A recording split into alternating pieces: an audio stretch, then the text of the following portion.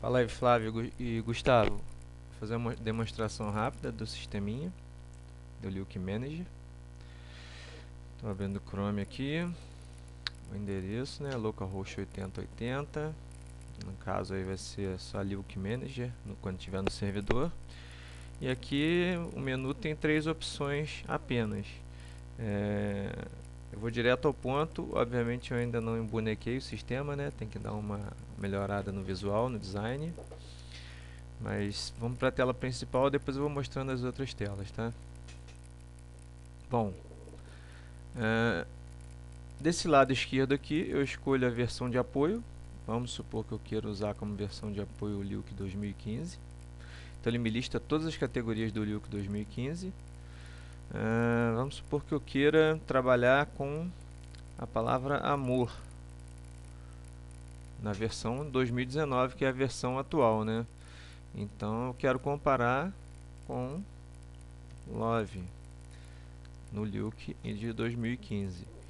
Então a gente percebe que as categorias são um pouco diferentes, até porque a organização de 2015 é bem diferente, né? Vou tentar mandar uma categoria para o lado de lá.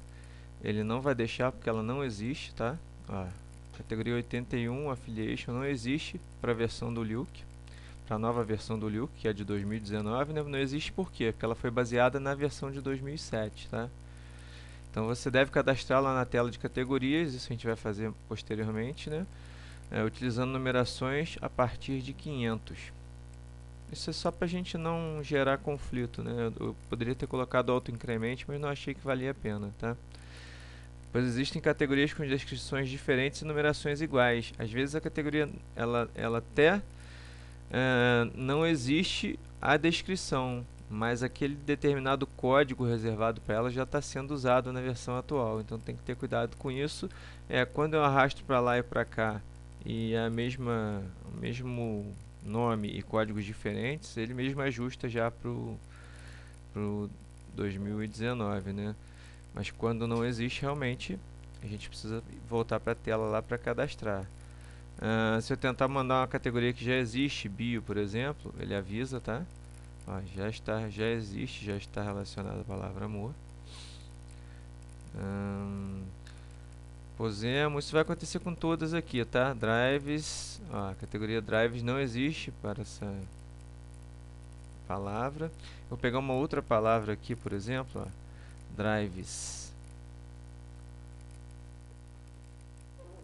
Vou até pegar ela da versão de 2007. Então, na versão de 2007, ela tem as categorias Motion e Relativity. Uma outra coisa que eu esqueci de dizer para vocês é que vocês podem selecionar mais do que uma categoria por vez, tá? Então, eu vou jogar para lá, só tem um botãozinho para o lado direito, porque pro lado, você não altera essas versões do lado esquerdo, né? A única versão alterável é a versão de trabalho, que é de 2019. Então, eu mando as duas para lá, ó.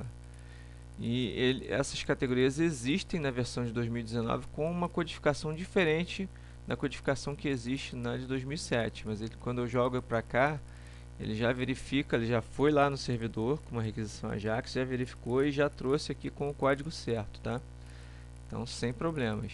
Se eu quisesse cadastrar com essas duas categorias, eu poderia mandar sem problema algum.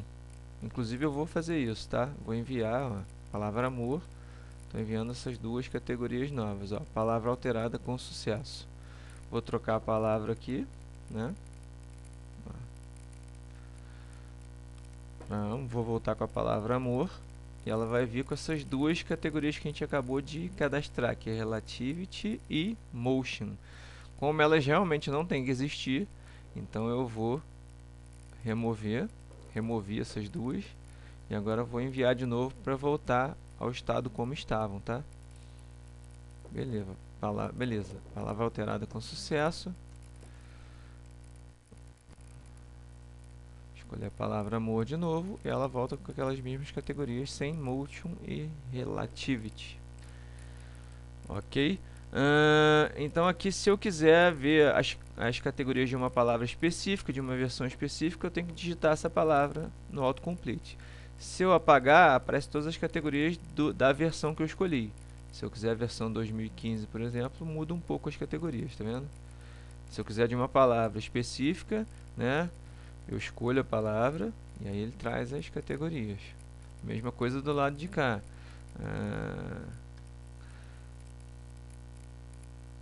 Cabeis, tá? Você escolhe uma palavra e ele vem com as categorias. Se você quiser limpar, obviamente, ele limpa os campos. Você escolhe de novo a versão, enfim. Essa é a tela de gerenciamento, que é bem simples, né? Então eu escolhi aqui a palavra amor novamente. Eu escolho a palavra love numa versão determinada do Luke. Eu acredito que o Flávio vai querer utilizar mais a versão de 2015, né? Então, nesse caso aqui, se você mudar a versão, ele já traz as categorias também. E ele pode ver que uma categoria existe aqui, deveria existir na versão em português, e arrastar para lá, enfim. Se ela não existir ainda, como é o caso de affiliation, ele vai avisar que não existe, aí vai ter que fazer o cadastro na tela de categorias antes. Enfim, eu não me preocupei em fazer o cadastro automaticamente aqui, porque a categoria você vai cadastrar uma vez, né? Se você realmente for precisar usar uma categoria, vai precisar cadastrar ela uma vez só, então acredito que não seja problema, tá? Então essa é a tela principal. Eu acho que está bem funcional, está prática. Enfim, vamos para o menu principal. Então tem aqui a listagem de categorias.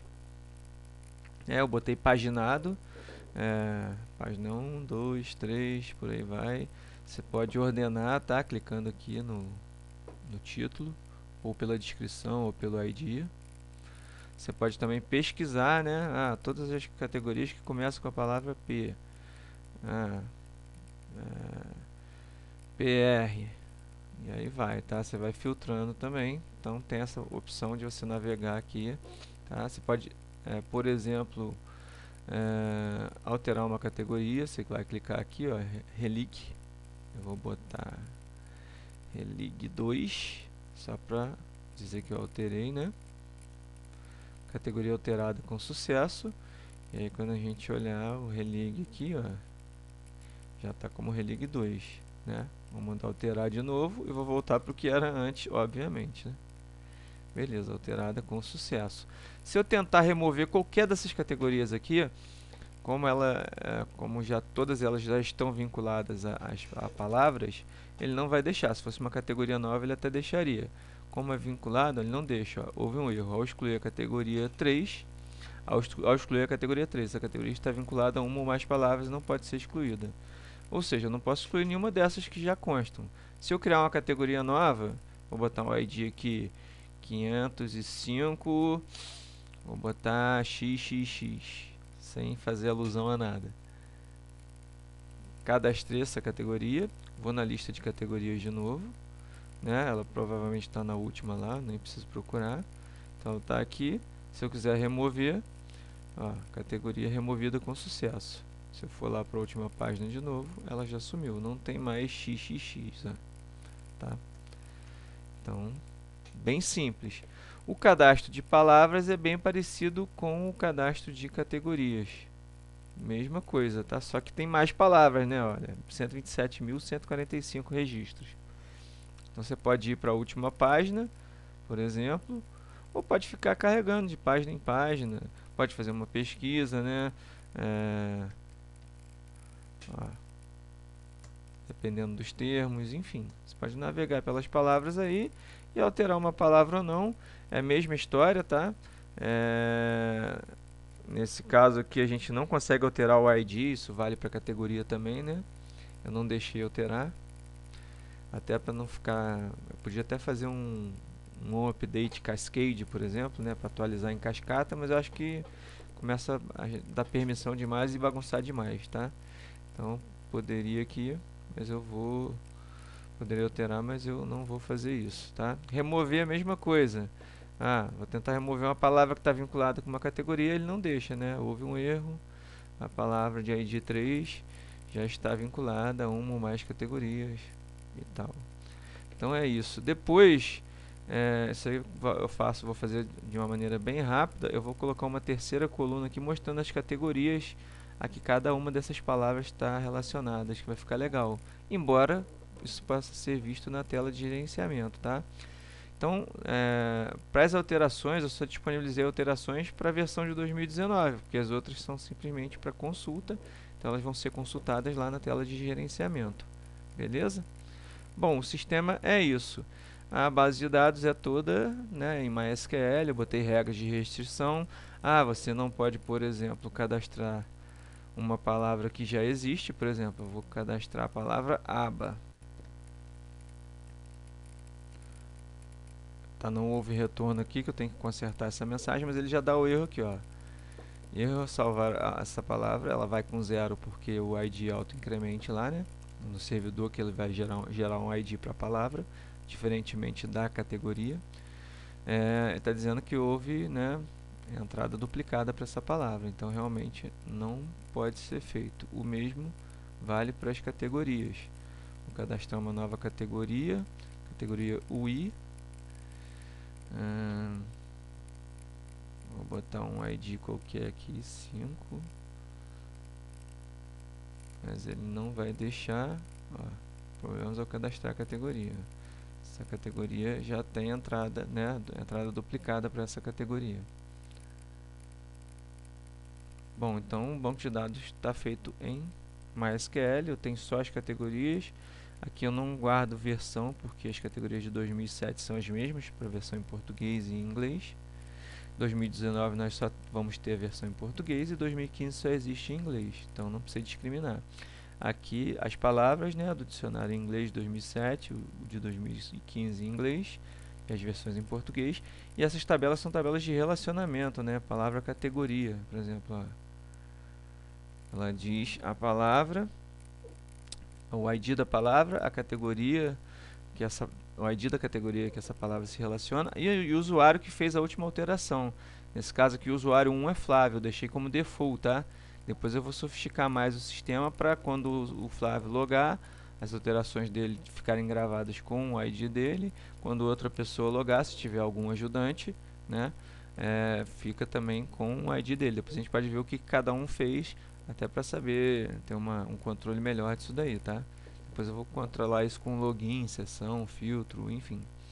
O sisteminha é feito em Java, obviamente, arquitetura MVC, uma controladora única, né, utilizando reflexão, né, interface e polimorfismo, né, polimorfismo por interface, por exemplo, né, eu não estou usando muito herança, né, eu sempre envio uma resposta para o servidor. Essa resposta tem alguns atributos que significam que houve sucesso ou não na requisição AJAX, e envio os dados sempre, geralmente num parâmetro data, né, desse objeto resposta. Eu sempre transformo ela em JSON, tá? Então, para transformar ela em JSON, eu utilizo o auxílio da biblioteca JSON com G da Google, né? Então, estou sempre enviando JSON e recebendo JSON, cliente-servidor, tá? Todas as minhas... a minha controladora é única, então ela instancia qualquer uma dessas lógicas aqui, tá? Por elas todas pertencerem, implementarem uma mesma interface, que é a interface lógica, que tem o método executa com requisição e resposta, enfim. E também sempre recebe um objeto resposta.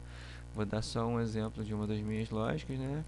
Ele instancia o JSON, pega alguma coisa na requisição. Aqui ele está pegando uma categoria e transformando num objeto categoria do Java, né? Está recebendo no objeto JavaScript, transformando num objeto Java, né? Faz a conexão com o Nuke, com o banco de dados, né? Aí uso o DAO aqui, né? Que é um padrão de projetos, que o Gustavo já está cansado de saber. E sempre manda a resposta aqui. Em caso de erro, ele manda a resposta falsa para o servidor também. E sempre retorna essa resposta serializada como JSON.